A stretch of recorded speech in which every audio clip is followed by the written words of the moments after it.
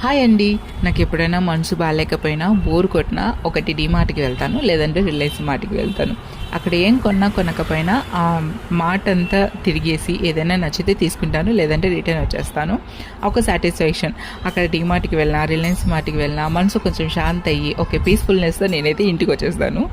అయితే రీసెంట్గా నేను మన అనంతపురంలో మారుతి నగర్లో ఉన్న విజేత సూపర్ మార్కెట్కి అయితే వెళ్ళాను.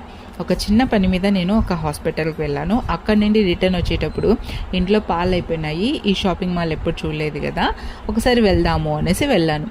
అబ్బా, అసలు ఎంత బాగుంది అంటే అక్కడి నుండి బయటికి రావాలి అని కూడా అనిపించలేదు. ఈ షాప్ని చూసి నాకు ఒక సామెత గుర్తొచ్చింది. అదేం సామెత అంటే, ఇంటిని చూసి ఇల్లాలిని చూడాలి అని అంటారు కదా, ఆ సామెత గుర్తొచ్చింది.